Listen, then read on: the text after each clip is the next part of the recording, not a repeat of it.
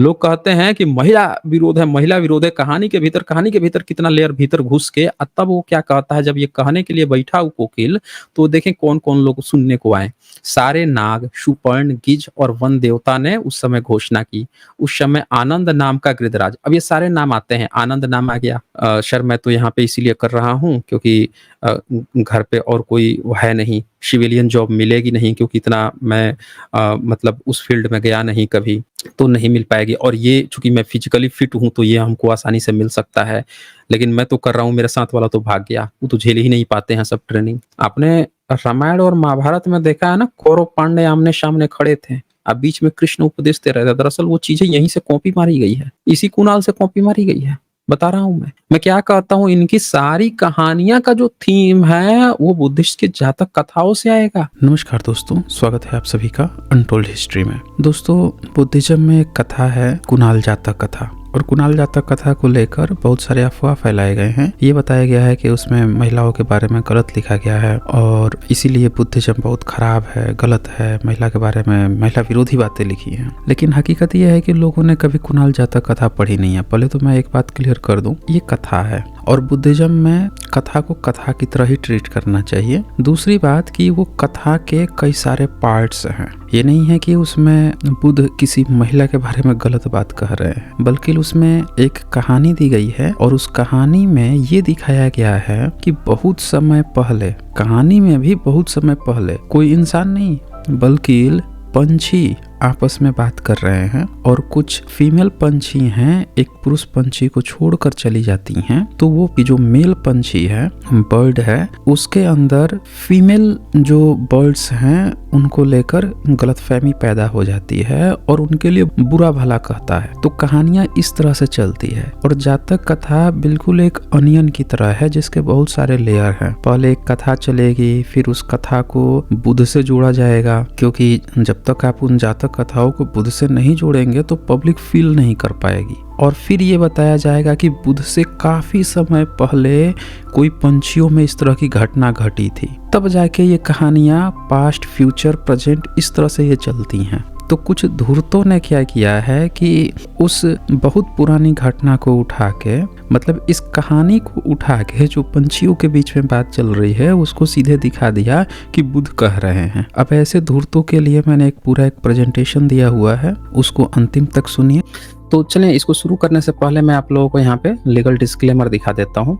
ये legal disclaimer है। जैसा कि आप जानते हैं, यहाँ पे जो भी बातें होती हैं, जो भी प्रेजेंटेशन होती हैं, जो भी डिबेट्स होती हैं, इसका उद्देश्य साइंटिफिक टेम्परामेंट को इंकरेज करना है। जो कोई भी बाहर से वक्ता आते हैं, वो जो भी अपनी बातें रखते हैं, वो उनकी अपनी रेस्पॉन्सिबिलिटीज होती है। तो अब यहाँ पे जैसा कि आप जानते हैं, दुनिया में इतने सारे धर्म हैं, मजहब हैं, रिलीजन हैं, और सब में एक कॉमन पैटर्न देखा गया है कि सब ने महिलाओं के जो हक हैं, अधिकार हैं, उसको उन्होंने सीमित किए हैं। मतलब जितने भी अधिकार पहले से इवन मिलते आ रहे थे, तो उन सब ने क्या किया कि उन पर कुछ कुछ पाबंदियां लगा दी और उनके हक अधिकार हमेशा मार दिए गए। उदाहरण के तौर पे मनुस्मृति को आप देखते हैं तो वो बोलता है कि लड़की की शादी 8 से 12 साल में कर देनी चाहिए। पराशर स्मृति भी कहता है कि अगर उसका मेंस्ट्रुएशन साइकिल शुरू हो गया तो उसका रज जो है उसके पितर को पीना पड़ेगा, भाई उसके जो भी पितर होंगे, इसीलिए पहले ही कर दो। तो सारे ब्राह्मण ग्रंथ जो हैं कूट कूट के कहते हैं कि लड़की की शादी जो है 6 साल से लेकर और 12 साल के पहले ही हो जानी चाहिए। इसी तरह से उनको क्या करना है, पति की सेवा करना है, घर का चूल्हा चौका देखना है, ये सारी चीज़ें दी गई हैं और बहुत सी बंदिशें लगा दी गई। पढ़ने लिखने की कहीं बात ही नहीं आई। फिर ये कह दिया गया कि भाई जो है, बहन जो मतलब भाई है, पिता है, पति है या बेटा है, कोई भी उसके ऊपर बैठा रहेगा, उसको उसके अंडर में उसको रहना पड़ेगा। तो ये एक कॉमन पैटर्न देखा गया कि जितनी भी महिलाएं हैं, ब्राह्मणिकल सिस्टम उनको हक अधिकार देता नहीं है।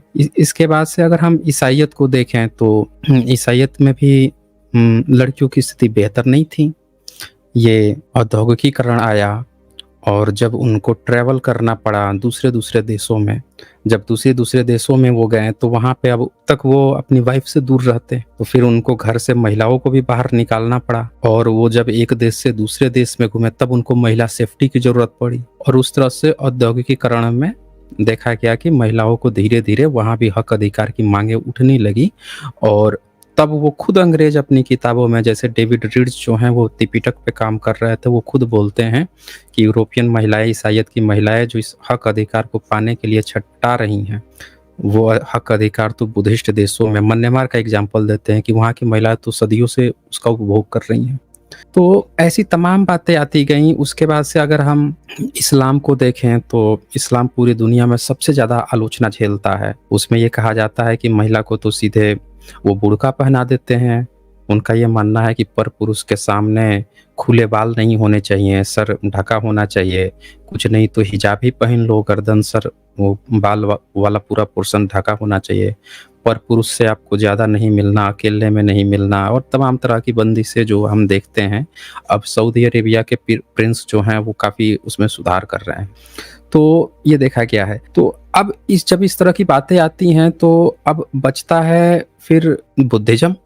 लोगों को लगता है कि यार जब सब में बुराई है ही तो बुद्धिज़्म में भी होनी चाहिए और बुद्धिज़्म की भी चीज़ों को लोग कोई उनकी किसी किताब का कट उठा के दिखाते हैं कि देखें इसमें भी महिला विरोध लिखा हुआ है, बुद्ध बड़ा स्त्री विरोधी थे, बुद्धिज़्म स्त्री विरोधी है। ऐसा खूब प्रचार प्रसार सारे धर्म वाले एक दूसरे का प्रचार प्रसार करते हैं महिला विरोध दिखाने में।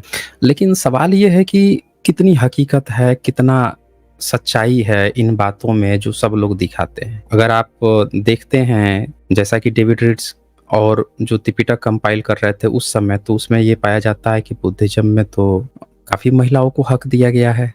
सारे धर्म दावा करते हैं कि हमने हक दिया है, हमने हक दिया है।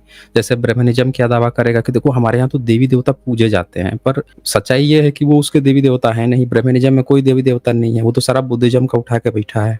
एक्चुअल जो फोटो हैं, मूर्तियाँ जो मिल रही हैं पुरातत्व से देवियों की, वो तो सारा बुद्धिज़्म का है। उस सबके ऊपर बुद्ध बैठे हुए हैं।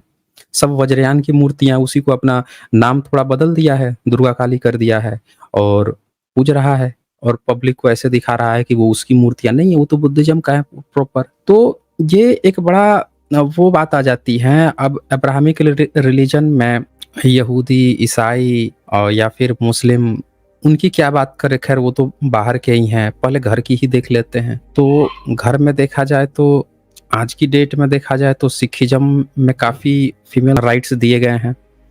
इवन ऐसी भी घटनाएँ आती हैं कि जो सिख फीमेल्स जो थीं वो फाइटर भी बनी हैं, लड़ाइयाँ भी की हैं, उनको बाकायदे प्रशिक्षण दिया गया है शस्त्र का, वो भी तलवार, चाकू वगैरह रखी हैं, वॉरियर क्लास बनाया गया, आत्मरक्षा डिफेंड का दिया गया, जो एक बहुत अच्छी पहल है और इस चीज़ को क्रेडिट देना पड़ेगा आपको।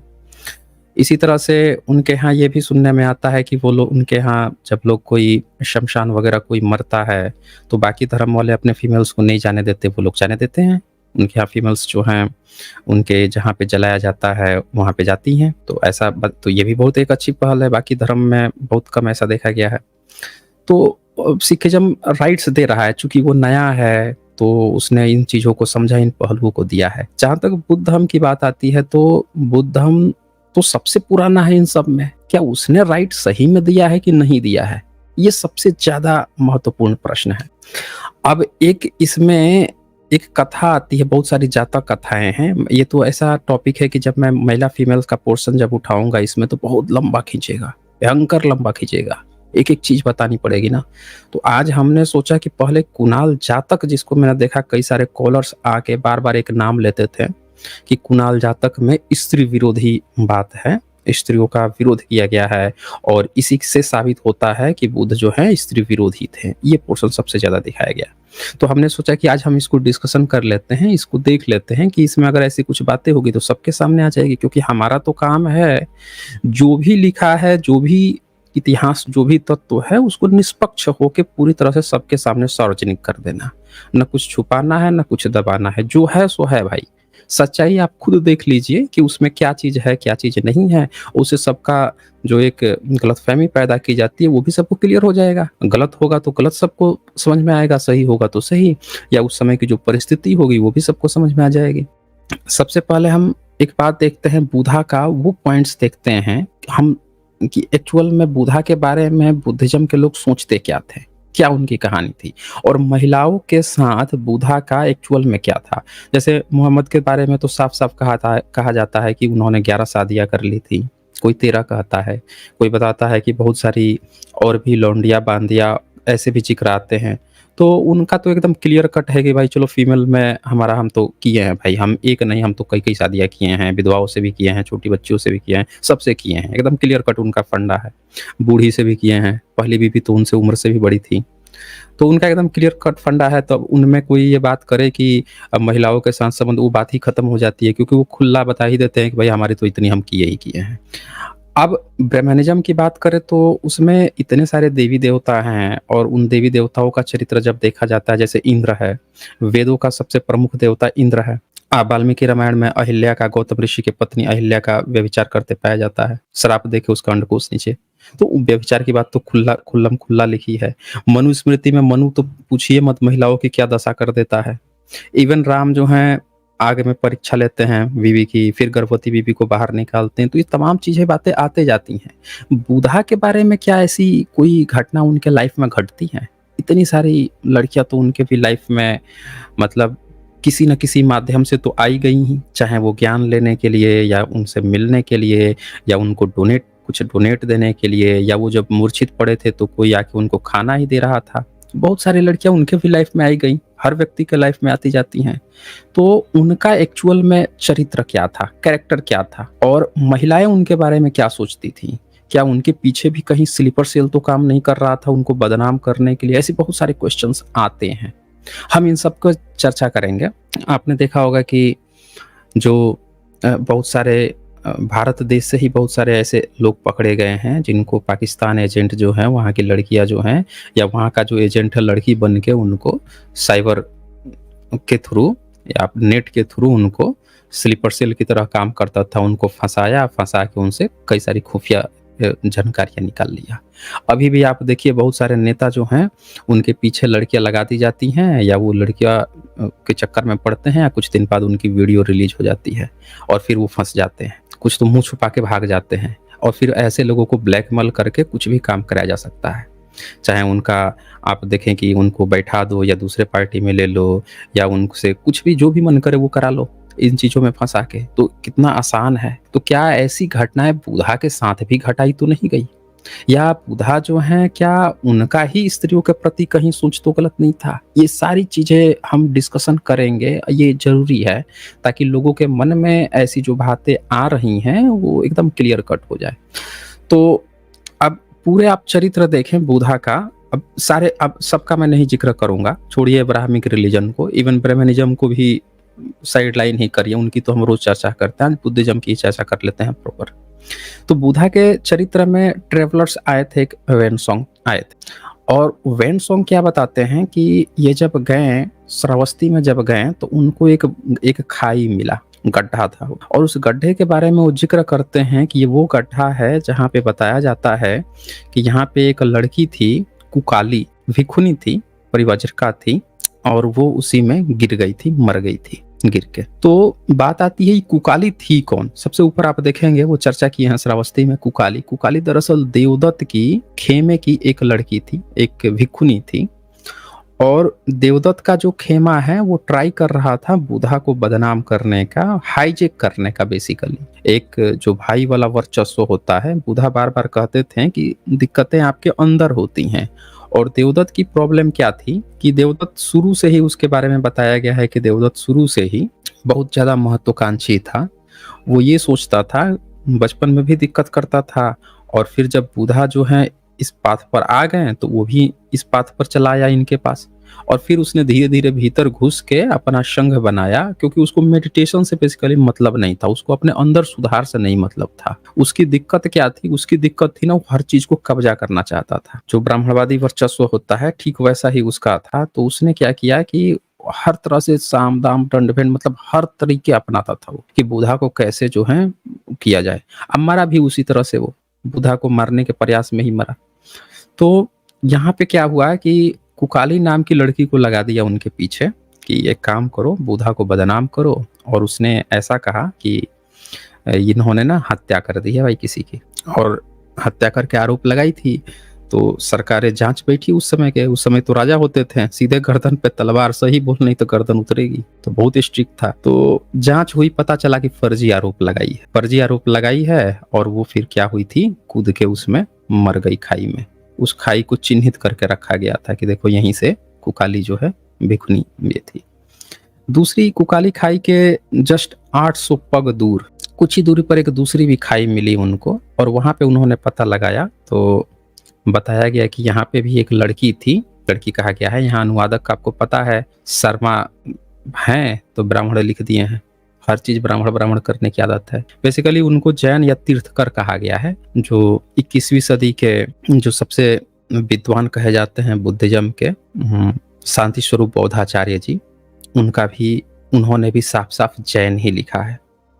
तो उनके यहाँ की एक कन्या थी, उसका नाम था, यहाँ पे चच्चा लिखा है उन्होंने, एक्चुअल उसका नाम था चिच्चा। नाम सुना है ना आपने, चिच्चा, वो चिच्चा थी वो। तो वो समझिए गजब की सुंदरी थी वो, और उसका इस्तेमाल किया गया स्लीपर सेल की तरह इस्तेमाल किया गया चिच्चा का। और हुआ कि, और ये जब यहाँ पे ये इस चीज की चर्चा करते हैं ह्वेनसॉन्ग की थी, उन पर आरोप लगाई थी कि इन्होंने हमें प्रेग्नेंट कर दिया है, और फिर उसके बाद से पोल खुला और वो मर गई। फिर इसी तरह से यही सेम बात जो है, देखें यहाँ पे 1 नंबर में कोकाली या गोपाली कहते हैं, देवदत्त की अनुयायी थी। ये सेम आरोप इनसे भी पहले फाहियान आए थे। ह्वेनसॉन्ग तो 629 से 45 में थे ना, 629 टू 645 एडी के बीच में। उनसे पहले फाहियान आए थे, वो भी जब श्रावस्ती में गए थे तो उन्होंने सेम बात कही थी, बस कोकिला की जगह नाम उन्होंने सुंदरी लिखा था। और उससे उन्होंने कहा था 800 कदम, इन्होंने कहा वहां से कि जेतवन बिहार के पूर्वी वो आगे गए, और वहां पे उन्होंने भी चिच्चा का नाम लिया, उन्होंने चिच्चा को चिचमना लिखा, चिचमना। तो और वो सेम कहानी वही सुनाई कि उसने भी आरोप लगाया था कि हम इन्होंने गर्भवती कर दिया है, प्रेग्नेंट कर दिया है, पुल खुली थी, अब मर गई थी, और वो गड्ढे को चिन्हित करके बुद्धिज्म ने रखा हुआ था। 2 ये आरोप लगे थे, और ये 2 ट्रेवलर्स ने बाकायदे वेरीफाई भी किया है। अब सवाल ये है कि एक्चुअल में कहानी क्या थी चिच्चा की एक्चुअल क्या कहानी थी, और बुधा पर ऐसे आरोप लगाना, क्या बुधा के पास ऑलरेडी अपनी वाइफ थी, वो वाइफ से दूर रहते थे, फिर एक ऐसी लड़की जिससे बुधा का कोई कनेक्शन नहीं, वो अचानक से उन पर ऐसे कैसे आरोप लगा सकती थी? क्या वाकई में, जैसे आजकल बहुत सारे बाबा जो पकड़े जाते हैं, जेल में गए हैं ना यौनाचार में, तो बुधा पे भी इस तरह के आरोप क्या सही थे क्या गलत थे? तो सबसे खास बात क्या है यहाँ पे कि इसकी पूरी ना सही से रिपोर्टिंग हुई है, और इसके ना एविडेंस अवेलेबल है। खास बात क्या थी कि जिस लड़की ने ये आरोप लगाया था उसकी पूरी जांच की गई राजाओं के द्वारा, और पाया गया कि वो उस खेमे की थी जो इनका अपना खेमा नहीं था। कोई भी व्यक्ति किसी का भी अगर यौन शोषण करेगा या उसको प्रेग्नेंट भी करेगा, तो वो अपने ही आश्रम में रहने वाली किसी का कर सकता है, या अपने किसी अनुयायी का कर सकता है, न कि उनके ऑलरेडी कोई अगर दुश्मन हो उसको कर देगा। क्योंकि जहाँ पे बुधा रहते थे वहां पे उनके तो न जाने कितने सारे लोग रहते थे, मतलब बौद्ध भिक्षु रहते थे, बीच में बुधा रहते थे, चारों बगल बौद्ध भिक्षुओं से घिरे हुए। वहां पे कोई महिला जाके वहां पर रहेगी तो पता चल जाएगा, आप बहुत आसानी से पता चल जाएगा। फिर ये कैसे कोई अचानक से आकर आरोप लगाता है? तो इस पर ना बड़े डिटेल से किताब ही है, चिच्चा माड़विका। और आप जानते हैं कि 21वीं सदी के जो सबसे गिने चुने विद्वान लोग हैं उसमें शांति स्वरूप बौद्धाचार्य जी हैं, उन्होंने इसको कंपाइल किया है। ये किताब अवेलेबल है, आप पढ़ सकते हैं चिच्चा के बारे में। इससे आपको एक्चुअल में आपको कहानी पता चलेगी कि बुधा को बदनाम करने के लिए शुरू से ही, उनके समय से ही स्लीपर सेल लगा हुआ। ऐसे नहीं, बुधा पर जब लोग कहते हैं कि महिलाएं गई थी कि हमको उसमें वो डालिए, हमको भी भिक्षु संघ के अंदर ले लीजिए, तो आप सुने होंगे कि आनंद से बुधा की काफी डिबेट्स हुई थी, पूरा भिक्षु संघ, और इन पे काफी लंबी डिबेट हुई कि उनको भिक्षु संघ में लिया जाए नहीं लिया जाए। और फिर बुधा इस बात पर रेडी हुए कि आएंगी, लेकिन ना हम लोगों के साथ नहीं रहेंगी, मेल के साथ नहीं रहेंगी, फीमेल के साथ, क्योंकि उनके पीछे लगातार स्लीपर सेल लगाए गए थे और महिला से बदनाम करने के लिए। क्योंकि आप जानते हैं भारत का जो कल्चर है, अब्राहमिक कल्चर तो है नहीं कि आप 10-10, 20-20 शादियां कर लें, ये कर लें, वो कर लें, फिर भी आप महान हैं। यहाँ पे तो आपका जो चरित्र है वो सबसे ज्यादा मायने रखता है। किसी भी नेता को डाउन करना हो, करियर खराब करना हो, उसके बच्चे का करियर खराब करना हो, आपको पता है ना, एक बहुत अच्छे खासे एक बहुजन लीडर थे, लगभग प्रधानमंत्री ही बनने वाले थे, और उनके बेटे का स्लीपर सेल लगाया गया, बेटे की वीडियो सीडी लीक हुई और वो बनने से रह गए, मामला खोल दिया गया। तो यहाँ भारत में तो कल ये है ना कि यहाँ पे आपका अगर इस तरह के कोई भी अवैध संबंध हैं या आप इन चीज़ों में फंसे हुए हैं या आपको हर जगह देखकर लार टपकाने की आदत है, तो आपका तो गया बेटा, कट गया आपका, कोई काट देगा तुरंत। और ऐसे जो लोग भी नहीं सुधरते उनका तो कटता ही रहता है, कितना भी छुपा लीजिए, आपको थोड़े पता है आपके पीछे कितना स्लीपर सेल लगा है।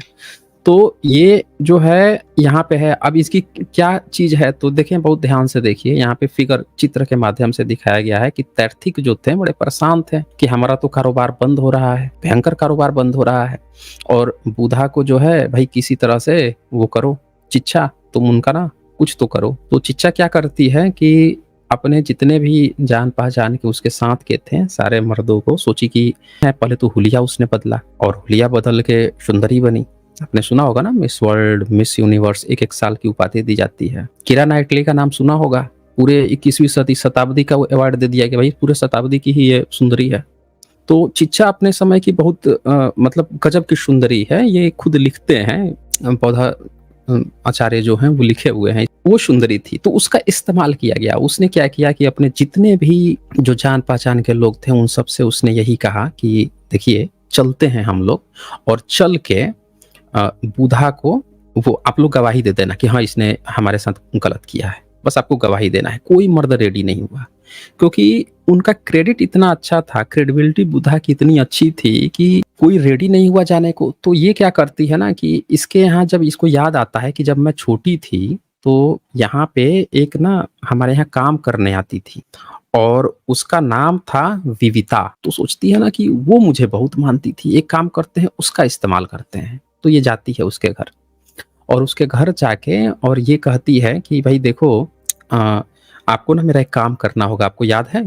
तो वो सब याद वाद आ जाता है, कहती हाँ यज्ञदत्त की बेटी हो ना, हाँ हाँ ठीक है। तो अब उसको मनाने की कोशिश करती है कि आप एक काम करना, मैं आरोप लगाऊंगी, आप बस गवाही दे देना सबके सामने कि हाँ इसने हमारे आंखों के सामने इसके साथ गलत किया है। तो विविता जो है इसकी क्लास लगा देती है, कहती है कि भाई हम तो सपने में भी नहीं सोचे थे कि तुम उच्च कुल हो के ऐसा नीच हरकत करोगी, ठीक है ना, हम तो सपने में भी नहीं सोच सकते हैं कि तुम ऐसा करोगी। वो भयंकर क्लास लगाती है इसकी, बोलती है कि वो ऐसा व्यक्ति है जो किसी नारी तक के प्रति वो नहीं देखता, गलत आंख उठा के नहीं देखता, तुम ऐसा आरोप लगाने जा रही हो एक भले मानस पुरुष के उस पर। तो बहुत भयंकर। अब इसको ना शर्म आ जाती है, चिच्चा करे क्या मैं किसके चक्कर में फंस गई कि ये लोग जो हैं मुझे क्या करवाना चाह रहे थे, ये शर्म आ जाता है इसको। अभी चले आती है, लौट आती है, और कुछ दिन तक जाती ही नहीं है। फिर जो तीर्थकर जो थे, तैर्थिक जो थे, वो परेशान होते हैं, कहाँ चली गई कहाँ चली गई। फिर एक दिन मिलते हैं, क्लास लगाते, कहते तुम क्या चाहती हो कि हम तैर्थिक खत्म हो जाए, हम लोग का अस्तित्व खत्म हो जाए। तो अब जब इस तरह की बातें आती हैं कि हम खत्म ही हो जाएं तो अब क्या करें, तो इसको फिर से दोबारा इसको तैयार कराया जाता है, दोबारा इसको, अब ये दोबारा फिर से तैयार होती है, अब सोचती है, और वो इस्तेमाल किया जाता है इसके लिए। उस किताब में बाकायदे लिखा है उन्होंने कि एक शब्द इस्तेमाल किया जाता है कि तुम्हारा ये जो सौंदर्य है, तुम्हारा जो रूप है, इस किस काम का है, जो पूरी दुनिया में तुम सबसे खूबसूरत हो, सुंदर हो, तुमको देख के कोई भी फिदा हो सकता है, और तुम ये काम नहीं कर पाओगी। मतलब उसको एक होता है ना किसी के अंदर से झंकार देना। अब उसको ये बात, रूप सुंदरता की बात आती है, तब उसका दिमाग खुलता है कि हाँ यार, जब सब लोग ऐसा कह रहे हैं तो क्या मैं वाकई नहीं कर सकती हूँ। तब ये चने की झाड़ पे चढ़ जाती है, और फिर अब ये जाती है और क्या करती थी, वहां पे जाके डेली जैसे देखती थी कि सब लोग उपदेश सुन के जा रहे हैं, तो बन सज के ऐसा दिखाती थी कि अब हम अंदर जा रहे हैं। और जैसे ही सुबह में लोग वहां से आते थे जेतवन बिहार में उपदेश सुनने के लिए, तो क्या करती थी, बाल बाल खोल ओल के अस्त व्यस्त होके ऐसे कि जैसे सो के उठी हो वैसे, वहां गेट के पहले ही उन लोगों से पहुंच जाती थी, उधर से निकलते हुए ऐसे दिखती थी कि हम तो उधर से अंदर से आ रहे हैं। ऐसा कुछ दिन की, कुछ लोगों ने टूक दिया, तुम क्या करती हो, सब लोग कथा हो जाती है उसके बाद से तुम आती हो, आज सब लोग कथा सुनने आते हैं तो तुम जाती हो, रहती क्या हो। ऐसे कुछ दिन चलता रहा, तो कुछ इस तरह से खेल खेली। उसके बाद से लोगों के मन में उसने ये डालने की कोशिश की कि हमारा कुछ है कनेक्शन यहाँ पे। और फिर 3 महीने 4 महीने 5 महीने बाद जो है उसने 7-8 महीने बाद उसने ऐसा दिखाया कि अब हम प्रेग्नेंट हो गए हैं। ये देख सकते हैं फोटो। और सीधे सीधे जिस दिन पशेंदी महाराज जो थे, जो सबसे बड़े महाराजा थे, विशाखा जो जेतवन के लिए जिसने गिफ्ट दिया था, वो सारे बड़े महाराजा महारानी सब लोग आए हुए थे, पूरा महफिल जमी हुई थी। ठीक उसी दिन पहुंच जाती है वहां और पहुंच के सीधे सीधे कहती है कि प्रसव होने वाला है, तुम घी तेल और ये सारा चीज का इंतजाम करो, सीधे ऐसे दिखा के। अब वहां पे बुधा जब सुनते हैं तो शॉक्ड हो जाते हैं कि अरे ये क्या है, मतलब आज तक हम लोगों का कभी कोई फीमेल से कनेक्शन नहीं है, ऐसा कोई हम पर कैसे आरोप लगा सकता है, बिल्कुल शॉक। अब जब वो शॉक्ड हो जाते हैं तो अब क्या कहें, वो कुछ भी बोलते रहती है, वो एक शब्द बोलते हैं बहन, और जब बहन बोलते हैं बस वो और चीख पड़ती है, वो और चीख के वो और जोर जोर से हाफने जैसी एक्टिंग करने लगती है और फिर कुछ कुछ बोलते रहती है और फिर वो कहते हैं बहन। अब क्या होता है कि जो लकड़ी उकड़ी बांध के रखी हुई थी, वो चूंकि गुस्से में रहती है, वो उसके पेट से खुल के नीचे गिर जाता है। इतिहास ने इस चीज को दर्ज कर लिया, सारे ट्रेवलर्स ने भी लिखा, पब्लिक ने भी लिखा, राजा आए हुए थे, महाराजा आए हुए थे, पूरी दुनिया की महफिल जमी हुई थी, सबने देख लिया कि कैसे ढोंग है, इसको किसी ने देखा नहीं था, समझा नहीं था। ये देखिए यहाँ पे लिखे हुए हैं, पेट पर लपेटा गया सारा तामझाम बेकाबू हो चला था, हाथ हटते ही लड़की की मंडलिका धराम से चिच्चा के पैर पर आ गिरी, गर्भ जैसा फूला पेट देखते ही देखते पिचकी हुई दशा में दिखने लगा, मल्लिका उसके पैरों पर गिर पड़ी थी, उसका पांव जख्मी हो गया, खून बहने लगे। और अब भीड़ ने जब देखा कि देखो बुधा को बदनाम करने के लिए किस किस तरह से स्लीपर सेल काम कर रहा है, तो सब लोग उसके पीछे दौड़ पड़े, भागे हैं कि अरे तुम कहाँ भाग रही है, तुम कैसे बदनाम कर रही थी भाई इनको। और फिर जो है आप देखें कि वो सामने एक गड्ढा पड़ता है, उसी गड्ढे में गिर जाती है। तो ये वही गड्ढा था जिस गड्ढा को मैंने ऊपर आप लोगों को दिखाया, फाहयान और वेन सॉन्ग दोनों लोगों ने उस गड्ढे को देखा था और मेंशन किया था कि ये वही गड्ढा है जहां पे चिच्चा गिर गई थी, गिर के वो मर ही गई थी। तो ये आप देख सकते हैं कि बुधा को बदनाम आज नहीं किया जा रहा है, आज यही तीर्थकर जो है सब तैर्थिक जो हैं, इनके बच्चे आज भी घूम रहे हैं मार्केट में बुधा को बदनाम करने के लिए। आज से थोड़े चल रहा है, बहुत पहले से चल रहा है। इसीलिए मैं कहता हूं कि जो चरित्र में ढीला है वो सामाजिक एक्टिविस्ट मत बने भाई। सामाजिक एक्टिविस्ट बनोगे, ढीला हो चरित्र से, लार टपकाने की आदत है, तुरंत फंस जाओगे, पूरा स्लीपर सेल है मार्केट में है। गुरु बन जाते हैं, ये जितने गुरु बने हुए हैं सब जेल में पहुंचते हैं, कहाँ पहुंच जाते हैं। जैसे थोड़ा सा पैसा हो जाएगा, आप देखिए क्या होता है, थोड़ा सा पैसा हो जाएगा तो लाट पकना शुरू हो जाता है, इच्छाएं बढ़ जाती हैं। बाबा बन गए, जब देखेंगे ढेर सारे सामने लोग आ जा रहे हैं, इच्छाएं बढ़ जाती हैं। मत बनो भाई, मत बनो एक्टिविस्ट, नहीं आपके बस की बात है अगर ढीला हो तो ये आप समझ सकते हैं बहुत पहले से काम कर रहा था। अब मैं आपको बताता हूँ, कुणाल जातक पे आ जाते हैं। ये अभी मैंने आपको वो पिक्चर दिखाया कि बुधा को बदनाम करने के लिए बहुत पहले से स्लीपर सेल काम कर रहा था। और बुधा तो ये भी आप समझ गए होंगे कि बुधा ने महिला भिक्षु संघ को अपने से क्यों अलग रखा। लोग ये बार बार क्वेश्चन करते हैं कि भाई बुधा को ऐसी क्या एलर्जी थी आनंद से कि आनंद से इतनी डिबेट करनी पड़ी बुधा को महिलाओं के लिए। जरा सोचिए, जो महिला से कभी वो मिले नहीं थे, वो इस तरह की जब आरोप लगा सकती थी, तो जो महिलाएं अगर वहां भिक्षु संघ के भीतर अगर रहती तो फिर क्या क्या बवाला कट सकता था। तो इसीलिए उन्होंने संघ ही अलग बना दिया था और उसके पुरातात्विक प्रमाण मिल गए, वडनगर में मिला और पता चला। महायान ने तो फीमेल पे इतना, फीमेल एम्पावरमेंट पे इतना काम किया है कि आपको पूछना ही नहीं है। उसने तो पूरी दुनिया में छीट छीट के फैला दिया। उसने तो बोधिसत्व बना दिया, देवी बना दिया। भैया देवी बना के पूजो। और पहले महिला को क्या समझते थे? भोग की वस्तु समझते थे। इन कहानियों में, कहानियों में आप जब पढ़ेंगे तो आपको पता चलेगा। आप महाभारत पढ़िए तो महाभारत में आपको क्या पता चलता है? महिला एक द्रौपदी जो है, पुरुष पति 5 हैं, पत्नी 1 है। इसके बाद भी जो पुरुष हैं सबकी अलग अलग से भी बीवियां हैं, समझ रहे हैं? अलग अलग से बीवियां हैं। तो यहाँ पे ये सवाल आता है कि महिलाओं के प्रति जितनी, अच्छा रामायण भी आप पढ़ेंगे तो राम की तब देख चुके हैं गर्भवती हालत में वो कैसे निकल दे। जबकि बुधा जो है अपनी बीवी को घर में छोड़ के, जब देश निकाला हुआ, बीवी को लेके नहीं गए जंगल में, उसको कष्ट नहीं दिए, बच्चे को कष्ट नहीं दिए। कष्ट खुद सहते हैं, दूसरों को नहीं देते कष्ट। तो वैसे व्यक्ति पर शुरू से बदनाम करने की कोशिश की गई। अब ये जो जातक है भदंत आनंद कौशल्यायन है, इसमें आता है कुणाल जातक। सबसे ज्यादा चर्चा ये लोग कहते हैं कि देखो इसमें जो लिखा है ये तो बुद्धिस्ट की पूरी पोल खोल देता है कि बुद्ध तो स्त्री विरोधी थे। इसी में का कोट काट काट के सबको दिखाते रहते हैं। और यहाँ पे क्या कहानी है इनको उससे मतलब ही नहीं है। यहाँ पे क्या बात चल रही है उससे मतलब नहीं है। यहाँ पे कहानी ही कुछ अलग है। ये कहानी दो कहानी है। पहली बात, कुणाल जातक जो है इसमें दो कहानी आती है। पहला कहानी क्या आता है कि एक बार शाक्य और कुलीय लोग थे, उन दोनों में पानी के बंटवारे को लेकर लड़ाई हो गई थी। एक दूसरी कहानी क्या है कि कुलीय में और शाक्य की दासियां जो है नदी किनारे बैठ के आपस में बातें कर रही थी। बातें करते करते आपस में लड़ पड़ी और लड़ते लड़ते उनकी जो लड़ाई है दोनों की, वो उनके मर्दों तक पहुंची और दोनों में भीषण युद्ध होने को तैयार हो गया। आपने रामायण और महाभारत में देखा है ना, कौरव पांडे आमने सामने खड़े थे, अब बीच में कृष्ण उपदेश दे रहे थे। दरअसल वो चीजें यहीं से कॉपी मारी गई है, इसी कुणाल से कॉपी मारी गई है। बता रहा हूं मैं क्या कहता हूं, इनकी सारी कहानियां का जो थीम है वो बुद्धिस्ट की जातक कथाओं से आएगा। अब यहाँ पे ये शाक्य और कुलिया आपस में लड़ पड़ते हैं पानी के लिए, और जब बात इस पर आ जाती है कि अब दोनों में फाइट होके रहेगा, दोनों तरफ दोनों की सेनाएं खड़ी हो जाती है, ये बात बुधा तक पहुंचती है। बुधा पहुंचते हैं और बीच में बैठ जाते हैं। बैठ के कहते हैं, ये देखें ये पूरा इसमें कहानी है, लड़ाई की बात चली है यहाँ पे ये, और एक दूसरे पर आरोप लगा रहे हैं। चूंकि रोटी, मैंने क्या कहता हूँ, जाति व्यवस्था उस समय नहीं थी। देखें क्या कहता है, कुलीय कमकर बोले, तुम कपिल वस्तुवासी लेकर जाओ जो कुत्ते गीदड़ आदि की तरह अपनी बहन के साथ रहते हैं। अब ये बहन की बात किया है, क्यों कहा है? क्योंकि शाक्य लोग जो थे उनकी बहन जो है कुलीय लोगों से शादी होती थी, और कुलीय लोगों की बहन जो है वो शाक्य लोगों से शादी होती थी। दोनों अलग अलग वंशावली से थे, रोटी बेटी व्यवहार होता था, एक दूसरे के साला जीजा कहलाते थे, लेकिन लड़ पड़े नदी के लिए। तो कह रहे हैं बहन के साथ रहते हैं। ऐसों के हाथी घोड़े तथा उनके ढाल आदि हथियार हमारा क्या करेंगे?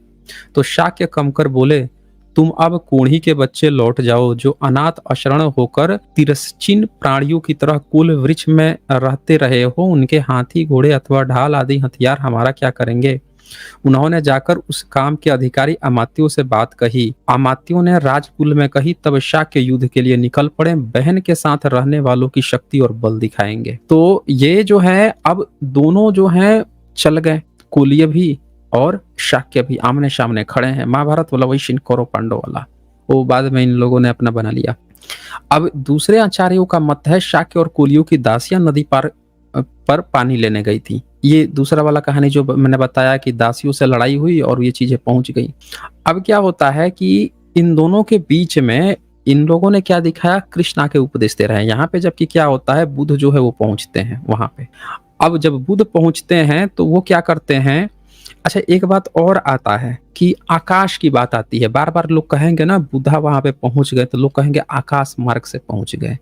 एक जापानी लेखक हैं, उन्होंने अपनी थीसिस की पीएचडी की और उन्होंने बड़े अच्छे से ये बात उसमें दिखाया कि शंकराचार्य के लोग या भारत के वैदिक लोग जो हैं बुद्धिज्म के आकाश को, स्पेस को समझ ही नहीं पाए हैं कि वो क्या बात कर रहा है। ये अपनी एक अलग ही कहानी समझ दिए हैं कि आकाश में कोई उड़ के पहुंचा है। उसने पूरी रिसर्च करके पुल खोल दी। तो यहाँ पे कभी भी आकाश का ये मतलब समझिए, ये मत समझिएगा कि बुद्धा जो है वहां पे उड़ के पहुंच गए। इसका मतलब होता है कि बुद्धा तेजी से वहां पहुंचे, जल्दी से वहां पे पहुंचे, ठीक है ना, ये इसका मतलब होता है। अब क्या हुआ कि अब जब वो वहां पे जाते हैं तो पूछते हैं, लोग पूछते हैं दोनों तरफ के, महाराजा आप क्या करने आए हैं, कलह का क्या कारण है, पानी पानी। फिर वो पूछते हैं कि यहाँ पे चूंकि अनुवाद है, अनुवादक खुद क्षत्रिय वंश से हैं, भदंत आनंद कौशल्यायन खुद क्षत्रिय वर्ग से थे, तो वो क्या करते थे, क्षत्रिय लिखते थे। और वो जो क्या नाम है इनका, एक दूसरे थे ब्राह्मण थे, वो केदारनाथ पांडे और राहुल संकीर्त्यायन, तो वो हर जगह बमन को ब्राह्मण लिखते थे। क्षत्रिय ब्राह्मण लोग बैठ बैठ के अनुवाद किए और दोनों लोग अपना क्षत्रिय ब्राह्मण अनुवाद में कर देता। अनुवाद से मत घबराइएगा, यहाँ खतीय होगा। तो खतियों ने कितना मूल्यवान होता है, जान की कीमत समझाते हैं बुद्धा दोनों को। कितना होता है, पानी की कीमत ज्यादा है या तुम्हारी जान की कीमत ज्यादा है, समझाते हैं, समझ में आ जाता है। और जब समझ में आ जाता है तो दोनों कहानियां जो थी इस जातक कथा में आती हैं। इससे ये पता चलता है कि कहानियां जब ये लिखी जा रही थी तब बुद्धा के समय की ये कहानी नहीं है। एक बात तो क्लियर हो गई होगी कि सेम पैटर्न बुद्धा जब इस लड़ाई को रोकते हैं और रोक कर दोनों तरफ से कहते हैं 250 लोग हमको दो, जिसको हम भिक्षु बनाएंगे, जिसको हम प्रवज्या जो ग्रहण करेंगे, समझ रहे हैं, जिसको प्रवज्या ग्रहण करेंगे ये लोग। तो इस सेम के लिए दो कहानी, इससे क्या पता चलता है, ये कहानी बहुत बाद में लिखी गई। तब लिखी गई जब लोगों को एक्चुअल ही कहानी नहीं पता थी कि ये लड़ाई दरअसल दासियों के आपस में झगड़े किससे शुरू हुआ था, या फिर पानी के बंटवारे, मर्दों के आपस में पानी के बंटवारे से शुरू हुआ था। ये लोग भूल चुके थे, तब ये कहानी लिखी गई।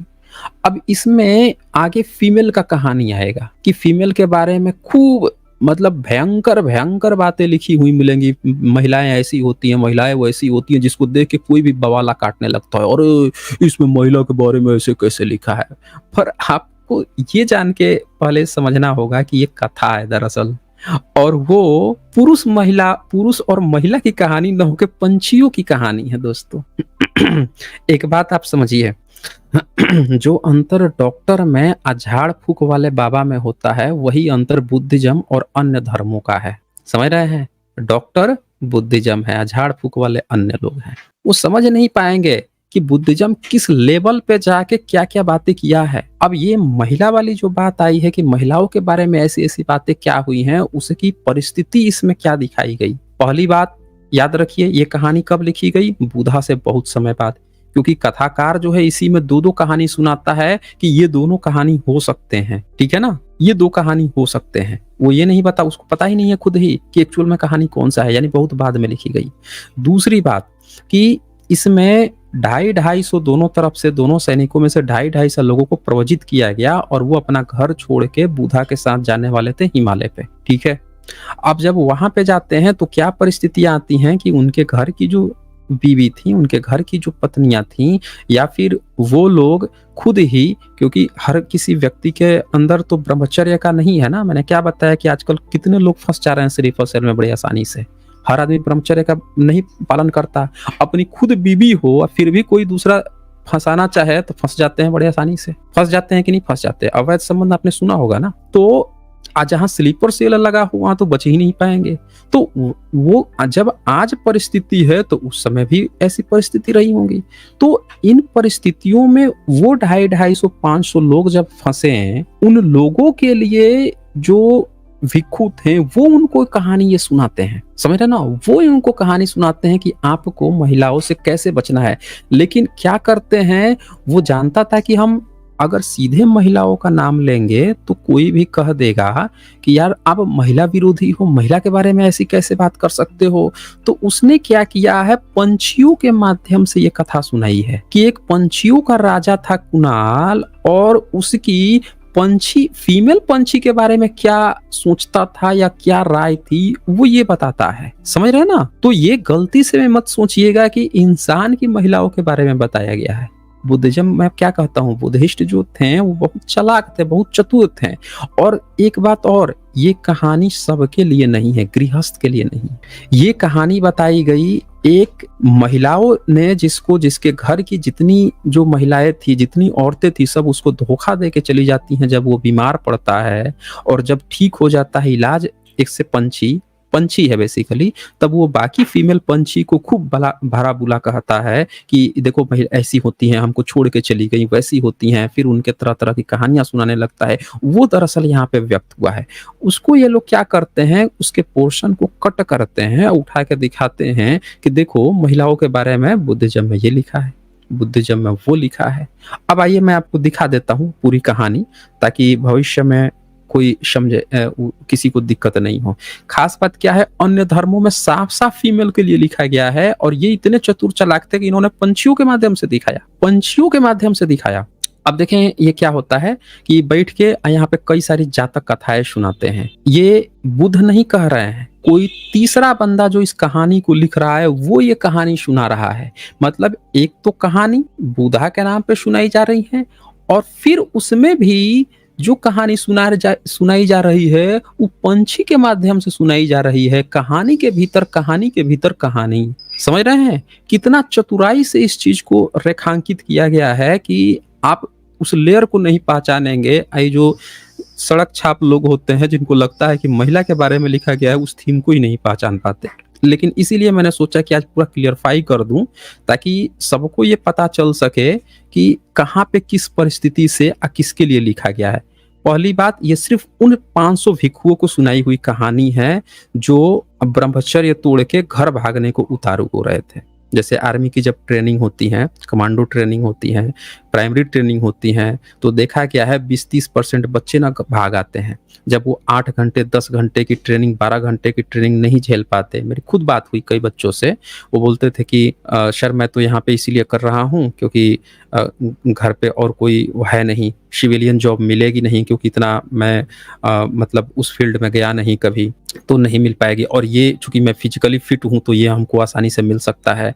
लेकिन मैं तो कर रहा हूँ, मेरे साथ वाला तो भाग गया, वो तो झेल ही नहीं पाते हैं सब ट्रेनिंग, तो बहुत सारे नहीं ट्रेनिंग झेल पाते हैं। तो ये चीज़ ठीक वही चीज़ था कि आप ब्रह्मचारी तो बन जाओगे, क्या लाइफ टाइम बने रहोगे? सोचिए। और अगर बीच में आपको ऐसी परिस्थिति आती है कि आप भागते हो, इसीलिए वो तो हिमालय पर कंदराओं में केव्स में रहते थे ना, कि आप तभी भिक्षु बनना जब आप इतना कर सको, नहीं कर सके तो भैया गृहस्थ बन के रहिए, बुद्धिज्म में गृहस्थ बन के रहिए, बहुत मजे से रहिए, पत्नी के साथ रहिए, बच्चों के साथ रहिए। आप उस बात पे जाइए ही मत ना जो नहीं कर सकते, लेकिन आप उसमें अगर जा रहे हैं तो अगर किसी को भागने का मन कर रहा है तब वो क्या करते थे, ऐसी कहानियां उनको सुनाते थे, और इस कहानियों को सुन के वो लोगों को लगता था कि हाँ यार हम सही पाथ पे हैं, ऐसा होना चाहिए। तो ये पहले बता दूं सबके लिए नहीं है। दूसरी बात, कहानी भी पंछी सिक के माध्यम से कही गई है, न कि इंसानों के माध्यम से। कहानी के भीतर कहानी है, ये भी याद रखिए, बहुत सारे लेयर हैं। और सबसे खास बात है कि ये भी रियल न होके जातक कथा है, यानी कि एक कथा के भीतर कथा के भीतर कथा के कथा है ये, ठीक है, इतनी सारी लेयर्स हैं। तो अब क्या होता है वो देखें, ये पूछते हैं कि भिक्षु तुमने रमणीय, अब देखें ये क्या लिखता है, पूर्व भार्याओं में से उनमें अरुचि जगाने के लिए जो कुछ कह कह कर संदेश भेजे वे और भी उद्विग्न हो गए। भगवान ने जब ध्यान लगाकर देखा तो उनकी अरुचि का पता लगाने पर सोचा ये भिक्षु मेरे जैसे बुद्ध के साथ रहते समय उद्विग्न होते हैं, उनके लिए किस प्रकार से धर्म कथा अनुकूल होगी। तब उन्हें कुणाल धर्म देशना का ख्याल आया। तो ये क्या करते थे, बुधा के नाम पर कहानी सुनाते थे, और अब ये क्या कहते हैं, बोलते हैं कि तुम लोगों ने हिमालय देखा है, नहीं देखा, चलो मैं तुम्हें दिखाता हूँ। अब ये फिर उनको हिमालय चारिका पे ले जाते हैं, वो बताते हैं कि देखो यहाँ क्या देख रहे हो, फिर उनको वहां पे कुछ पंछी उड़ते हुए दिखते हैं, फिर पूछते हैं कि ये कौन से पंछी हैं। देखें यहाँ पे नीचे सेकंड पैराग्राफ, उस समय दो सुंदर कोयल एक लकड़ी के दोनों सिरों को मुंह में पकड़े और बीच में अपने स्वामी को बैठाए आकाश में लिए हुए जा रही थी। दो कोयल थी, एक डंडा पकड़ी हुई थी दोनों मुंह से, दोनों सिरा, अब बीच के डंडे पर एक कोयल का जो मेल था वो बैठा हुआ था और उसको लेके जा रही थी। उनके आगे 8 सुंदर कोयल थी, 8 पीछे, 8 दक्षिण की ओर, 8 बाईं ओर, 8 नीचे तथा 8 ऊपर छाया किए हुए। उन भिक्षुओं ने उस पंछी समूह को देखकर शास्ता से पूछा, भंते ये कौन पंछी है। तो जो कहानीकार है वो क्या करता है, बुद्ध से जोड़ने के लिए उनके वंश परंपरा से जोड़ देता है कि इनकी वंश परंपरा है। ये लोग पुनर्जन्म कहते हैं, वो क्या करता है, वंश परंपरा से है, मतलब बहुत इनके पहले पुरखे में से है, उस तरह से है। ये पहले के मेरे अनुचर हैं। उस समय यह पंछी समूह भारी था, 3500 पंछी कन्याएं मेरे चारों ओर रहती थीं, क्रमशः कम होकर इतनी रह गई हैं। यानी ये क्या दिखा रहा है कि बुधा से बहुत पहले, मैं आपसे क्या कहता हूँ, ये कहानियां कब बनाई गई हुई, 7वीं सेंचुरी के करीब करीब। मैंने जितने भी रिसर्च की है उसमें मैंने ये डेटा देखा है कि 7वीं 8वीं सदी के दौरान में संख्याओं की संख्या ना काफी बढ़ी थी। बुद्ध से पहले की जो संख्या दिखाई जाती थी उसको बढ़ा चढ़ा के दिखाया जाता था, हजारों में दिखाया जाता था। उम्र दिखाई जानी होगी तो हजारों में दिखाई जाएंगी। अब यहाँ पे 8 कोयल थी, 2 थी, 3 थी, तो इसको भी देखें 7वीं 8वीं सदी की, उसको क्या दिखाता है बुधा से पहले की घटना में कि 3000 उस समय होते थे पंछी कन्याएं और मेरे चारों ओर रहती थी, क्रमशः कम होकर इतनी रह गई हैं। बनते इस प्रकार के वर्णन में अब ये कहानी चलती है। अब अतीत की कथा सुनाता है कि अतीत में एक्चुअली में हुआ क्या था। तो देखें ऐसा कहा जाता है, सुना जाता है कि कुणाल नाम का पंछी ऐसे वन खंड में रहता था। ध्यान दीजिएगा, स्त्री वाला जो विरोध प्रसंग जिसको लेके पूरी दुनिया दूसरे धर्मों को जब नहीं मौका मिलता तो इस जातक कथा को उठाते हैं, उसमें भी वो रियल घटना न होके कथा के भी भीतर जाके अतीत की कथा कहता है कि ये बुधा के समय की भी घटना नहीं है, बल्कि उनके अतीत बहुत पहले महिलाओं के बारे में लोग ऐसी सोच रखते थे। वो अतीत की घटना, कब की अतीत की, यानी कि बुधा के भी बहुत पहले की जो वंश परंपरा थी उसमें जो पंछी था वो महिला पंछियों के बारे में ऐसी सोच रखता था वो। अब देखिए कहानी कैसे शुरू होती है, ये क्लियर हो गया हो सब लोगों को। तो आगे बढ़ते हैं। कुणाल नाम का पंछी ऐसे वन खंड में रहता था जहां सभी औषधियां प्राप्त थीं। अब ये क्या करता था ना, कुणाल, ये पंछी था, इसकी बहुत सारी औरतें थीं, पंछी, बहुत सारे जीव जंतु रहते थे। 500 पंछी कन्याएं नीचे नीचे उड़ती थी, ऊपर उड़ती थी ताकि, और ऊपर से उड़ती थी ताकि इसको ना धूप वूप ना लगे, खूब इसका सेवा सत्कार करती थी। अब क्या होता है, इसके बाद से 500 पंछी कन्याएं दोनों ओर उड़ती थी। इस कुणाल स्वामी को शीत गर्मी तीव्र कुछ भी कष्ट ना हो, ऐसा ही चलता था। ये पंछी कन्याएं उस कुणाल स्वामी के आराम से आराम में मतलब हर तरह से सेवा सत्कार उसकी करती थी। फिर क्या होता था, इतना करने के बाद से भी भिक्षुओं इस प्रकार उन पंछी कन्याओं से रोज रोज घिरा रहने पर भी कुणाल स्वामी उन्हें इस प्रकार डांटता था। वो क्या करता था, उसका महिलाओं के प्रति सोचना थोड़ा खराब था। सारी महिलाएं उसकी, इतनी महिला क्या मतलब पंछी, फीमेल पंछी, उनके खिलाफ उसका ये रवैया था। उनको डांटता था, कहता था चंडालिनो तुम्हारा नाश हो, चंडालनो तुम्हारा विनाश हो, चोर हो, धूर्त हो, असती हो, चंचल हो, अकृतज्ञ हो, हवा की तरह जहां चाहे वहां पहुंच जाने वाली हो। शक करता था, कुछ भी उनको बोलता था। होगा भी भाई, जिस तरह से दिखाया गया है, तुम हजार हजार शादी कर लोगे तो वो क्या करेगी, महिला जाएगी इधर उधर, और क्या करेगी फिर।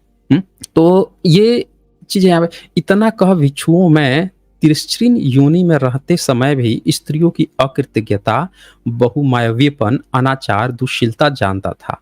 अब ये देखें, एक तो अतीत की घटना है, यानी बुधा से बहुत पहले की घटना के रूप में इसको नरेट किया जा रहा है, और दूसरा पंछी, फीमेल पंछी के बारे में किसके द्वारा बताया जा रहा है, तो जो कुणाल है उसके द्वारा, कुणाल पंछी के द्वारा।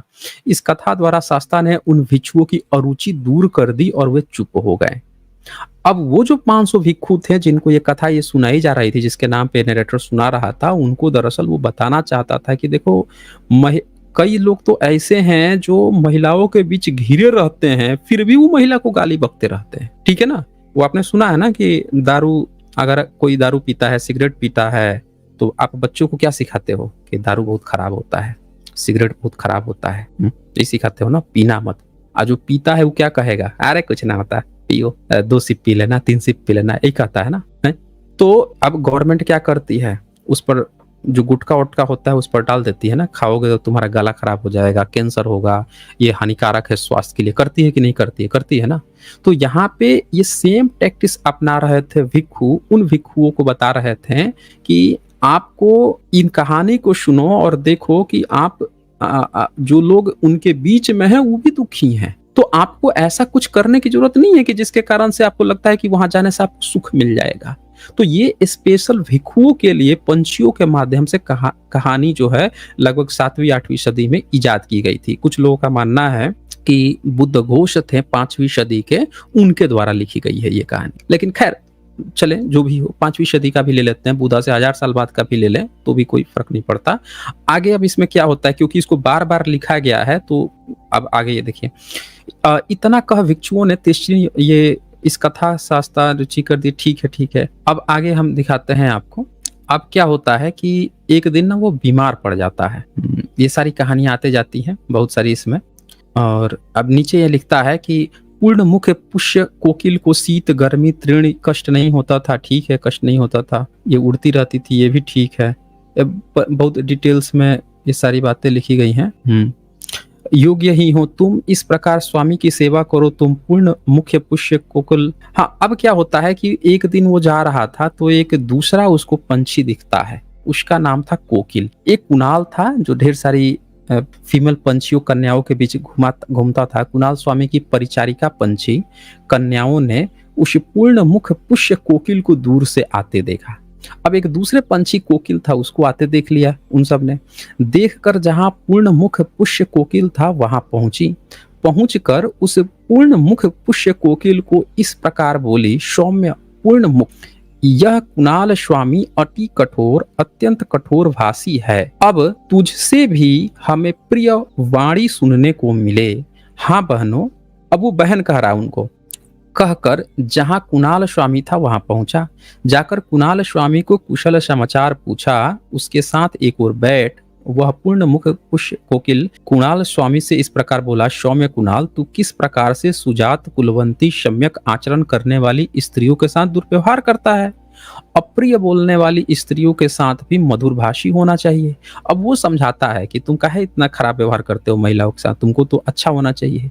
मतलब ये जो कहानी है जिसमें महिला विरोध है, इसमें दो चरित्र हैं, दो पंछी का। एक कोकिल है जो उसको समझाता है कि तुमको अच्छा बिहेव करना चाहिए। अब वही कुणाल स्वामी जो है, जिसके पूरे महिलाओं के बीच, मतलब महिला पंछियों के बीच घिरा रहता है, उसकी बड़ी खराब सोच है।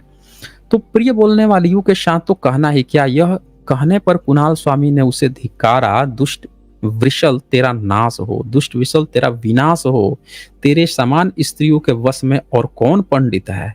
अब बोलता है कि तेरे समान और कौन है जो स्त्रियों के वश में है, उसको बोलता है कि तू स्त्रियों के वश में है। इस प्रकार अनादित हो वह पूर्ण मुख पुष्य कोकिल वहीं से लौट गया। फिर थोड़े ही दिन बाद एक बार मुख पूर्ण पुष्य कोकिल को भयानक बीमारी हो गई। अब यहाँ से कहानी टर्न लेती है। अब ये पॉइंट समझिएगा। अब जब बीमार पड़ता है ना, ठीक है, पुष्य कोकिल को भयानक बीमारी हो गई, मुंह से रक्त को जाने लगा। तो ये क्या किया, ये जो कोकिल थी, ये कोकिल था, बड़ी वेदना हुई मरणांतक। तब पुष्य कोकिल की परिचारिकाएं पंछी कन्याओं को मन हुआ, उसको लेकर आप पहुंच गई कहाँ पे, उसको लेकर देखें, यह पूर्ण मुख्य पुष्य कोकिल रोगी हो गया, अच्छा हो यह रोग से मुक्त हो जाए। वे उसे अकेला छोड़कर जहां कुणाल स्वामी था वहां पहुंची। कुणाल स्वामी के पास वो पहुंच जाती हैं। कुणाल स्वामी ने उन पंछी कन्याओं को दूर से ही आते देखा, देखकर पूछा, चंडालिनो तुम्हारा स्वामी कहाँ है। मित्र कुणाल, पूर्ण मुख पुष्य कोकिल रोगी है, अच्छा है इस रोग से मुक्त हो जाए। ऐसा कहकर कुणाल स्वामी ने उन पंछियों को इस प्रकार फटकारा, चंडालिनो तुम्हारा नाश हो, चंडालिनो तुम्हारा विनाश हो, चोर हो, धूर्त हो, असती हो, चंचल हो, अकृतज्ञ हो, हवा की तरह जहां चाहे वहां पहुंच जाने वाली हो। मतलब उसको वो बार बार अब ये एहसास दिला रहा है कि तुम उसको छोड़ के काहे चली गई हो, तो तुम लोग अब खराब हो। पूर्ण मुख पुष्य कोकिल था, वहां पहुंचा और पहुंचकर उसका सेवा सत्कार किया, उसको औषधि खिलाया, औषधि में निपुण था, वो ठीक हो जाता। उसके निरोग होने पर वे पंछी कन्याएं फिर से वापस लौट आई। पहले जितनी पंछी कन्याएं थी सब उसको छोड़ के भाग गई थी जब बीमार था, तो अब फिर वापस लौट आई। कुणाल स्वामी ने भी कुछ दिन पूर्ण मुख का फलाफल खिला। जब उसका शरीर सशक्त हो गया, कहा, मित्र अब तू अपनी सेविकाओं के साथ रह, मैं भी अपने निवास स्थान जाता हूँ। यह बोला, ये मुझे रुग्णावस्था में छोड़कर भाग गई, मुझे इन धूर्तनियों की अपेक्षा नहीं है। अब उसको ना चिढ़ हो जाता है उन सारी पंछी जो महिलाएं थी उनसे, कि ये हमको जब बीमार था तब हमको सब छोड़ के भाग गई थी इसके पास, अब हम ठीक हो गए हैं तो फिर आ गई हैं। अब इसमें ना नफरत आ जाती है। और तब ये क्या कहता है नफरत आने पर, कि हिमालय के पार्श्व पर मनोशीतल पहुंचा, 7 योजन के साल के नीचे ये बैठा वो बैठा। अब मैं तुम लोगों को बताता हूँ क्या है। तो अब जब ये कहानी सुनाने के लिए बैठता है, मैंने क्या कहा, एक जातक कथा में एक बंदा कहानी सुना रहा है। वो कहानी में लेते जाते हुए बुधा तक पहुंचता, फिर बुधा के मुंह से कहाँ ले जाता है, कुणाल पे ले जाता है। अब कुणाल में से फिर कोकिल पे ले जाता है। और कोकिल अब जब कथा सुना रहा है, देखे कितना लेयर भीतर घुस रहे हैं। लोग कहते हैं कि महिला विरोध है, कहानी के भीतर कितना लेयर भीतर घुस के। तब वो क्या कहता है, जब ये कहने के लिए बैठा वो कोकिल, तो देखें कौन कौन लोग सुनने को आए। सारे नाग, सुपर्ण, गिज और वन देवता ने उस समय घोषणा की। उस समय आनंद नाम का गिरिधराज, अब ये सारे नाम आते हैं, आनंद नाम आ गया। फिर 10,000 गिद्धों के साथ गिरिध पर्वत पर रहता था, वह भी उस हल्ले को सुन धर्म सुनने के लिए पहुंचा। 5 अभिजाओं से युक्त नारद तपस्वी भी। अब नारद कौन है, तो देखिए ब्राह्मणिकल सिस्टम ने नारद को भी कब्जा करके बैठा हुआ, नारद मुनि बना दिया है। वो नारद भी वहां पहुंचा। ये सब बुद्धिस्ट नाम है।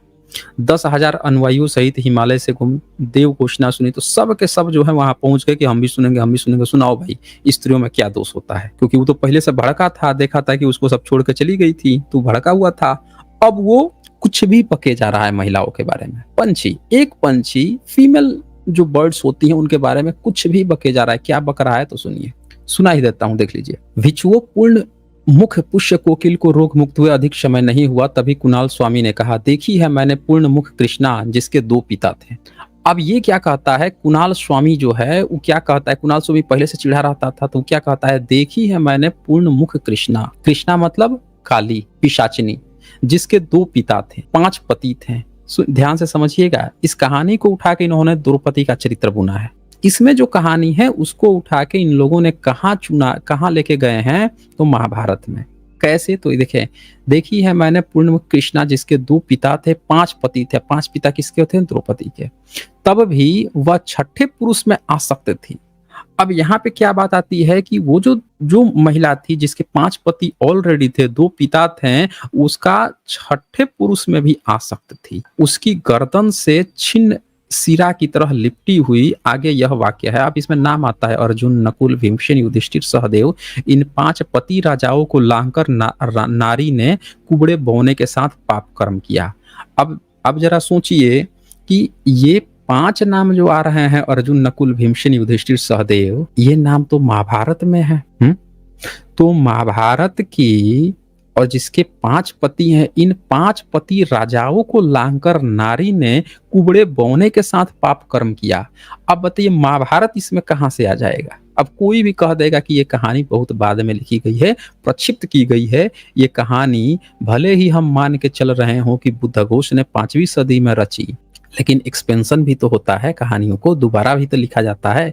जब बुद्धिस्ट 12वीं 13वीं सदी में नहीं रहे तो 14वीं 15वीं सदी में इन कथाओं को किसने लिखा? इसका मतलब कि क्या उस दौरान में जब महाभारत बन रहा था तब ये चीज डाल दिया गया? उठेगा कि नहीं उठेगा? क्योंकि एक जातक कथा है, घत जातक, इसमें ऑलरेडी अर्जुन नाम है, भीमसेन नाम है और वो कृष्ण के भाई हैं, वहां ये नहीं है। तो ये आप देख सकते हैं। या फिर आप इसको ज्यादा से ज्यादा ये कहेंगे कि क्या इस नाम का कोई और भी जातक कथा है जिसमें इस तरह की कहानी हो और उसका उठा के इन्होंने महाभारत में बना दिया। बहरहाल जो भी हो, ये कहानी मेरी जो रिसर्च है 7वीं सदी से पहले की नहीं है। आगे आप जितना खींच के लेके चले जाइए कि ये कब लिखी गई होगी, 12वीं सदी, 13वीं सदी या उसके बाद जब भी लिखी गई, पर ये इतना आप देख लीजिए कि ये चीज आ जाती है।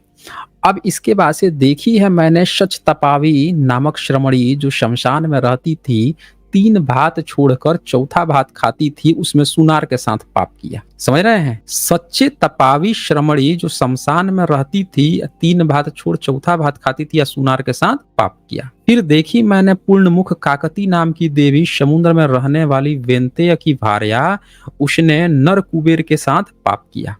तो कुबेर भी नाम आ गया। ये सारे नाम आपको आते जाएंगे जो ब्राह्मणी व्यवस्था ने उसको उठाया। देखी है मैंने पूर्ण मुख कुंगरी लोम सुंदरी एलक कुमार की कामना करने वाली, उसने धनतेवासी षडंग कुमार के साथ पाप किया।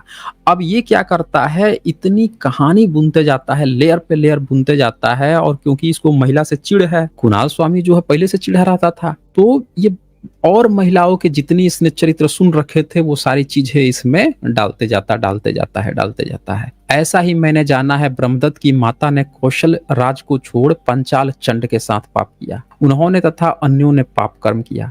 इसीलिए न मैं स्त्रियों पर विश्वास करता हूँ, न उनकी प्रशंसा करता हूँ। जिस प्रकार मही पृथ्वी समान अनुरक्त है, जैसे वसुंधरा उत्तम अधम सभी का आधार है, सभी को सहन करती, किसी को कोप नहीं करती, उसी प्रकार ये स्त्रियां हैं। आदमी को चाहिए कि विश्वास न करे। तो ये एक पंछी जो है वो सुना रहा है महिला पंछियों के बारे में, और ये कहानी कुणाल स्वामी सुना रहा है, इसीलिए इसको कुणाल जातक कहा गया है। और ये कुणाल जातक को एक दूसरा व्यक्ति नरेट कर रहा है जो बुधा के नाम पे नरेट कर रहा है। और बुधा के पुराने वंशावली जब उस समय पंछियों में ले जाके कर रहा है, तो ये बहुत सारे लेयर में जाके इस तरह की बातें हुई हैं।